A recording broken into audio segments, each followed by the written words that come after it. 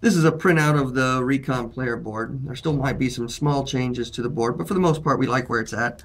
The portraits, in this case the CCC leader, fills the left side of the board.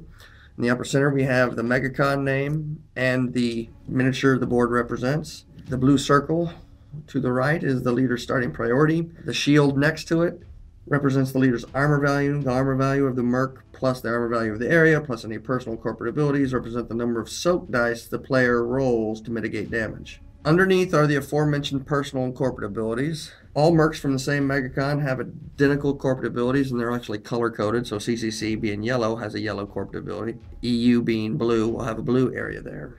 Personal abilities are special bonuses unique to that Merc, and so in this case the leader is lucky. It's maybe a good time to point out that in Recon there are 3 types of D8s: red, yellow, and black, and when an ability or action or weapon or personal ability calls for a particular dice for the dice pool, the number and the type of D8 is signified by this colored icon.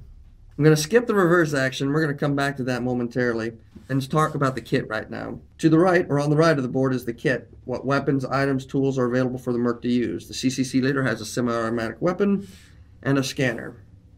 Important instructions, dice pool, and other information appear underneath each entry.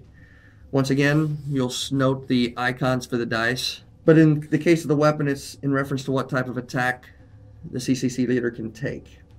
Every Merc also has a breach and clear action that modifies or in some cases replaces the standard attack in a breach and clear situation. But we'll talk more about combat, dice, and breach and clear in later videos. The white life line going across the board is the Merc's health. This is represents the blood the Merc has. The counter begins on the far right, and as the player takes damage, the counter is moved to the left, 1 dot for each damage. So if the leader took 4 damage, it would go 4. 1, 2, 3, 4. When the counter moves past one of these command point penalties, this penalty is in reference to the command point track and is applied in the resupply phase. You actually see a little bit of text in the command point area. The command point track has 2 numbers, a larger number and a smaller number. The larger number represents the number of command points the player has at his or her disposal. Command points are spent to perform actions in-game. For instance, going back up to the weapons section, we see that a sweeping attack costs 1 command point, while a focus attack costs 2 command points. The smaller number, under the big circle, is used in conjunction with the priority track on the office frame. We talked about the priority here. The priority track is on the office frame. And the more a player acts in a given turn, the higher the player will raise on the priority track, and this is signified by that small number. As you spend more command points, the number either increases or decreases. If you don't spend any command points, your priority is going to go down. While Recon is cooperative, it doesn't have the same freeform style as Myth. It is very structured. During the Mercs phase, the player can perform as many actions as they have command points and attacks available. The attack track here represents the number of attacks a player has before he or she needs to reload.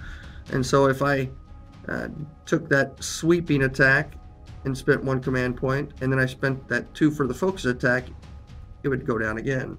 At this point I have 1 more attack before I need to reload. When the current player passes, the next highest player on the priority track goes. However, there's one action that allows a Mercs to act on the enemy's phase, or the Op4 phase, and this is the reserve action, coming back to it. When a player goes on a reserve action, he or she decides based off of what CP they spend what type of reserve action is going to be, spray and pray or focused. When miniatures appear in the Op4 phase, if a Merc is on a reserve action, he or she can attack. If they are on spray and pray, the Merc will attack regardless of what appears. If an employee appears, you will fire. In selective, the player can decide if they attack or not, usually reserving an attack for the security force, but it's not necessarily a rule. That's the end of the player board. Check out the gameplay videos and the breach and clear videos and the combat videos. Thanks for watching.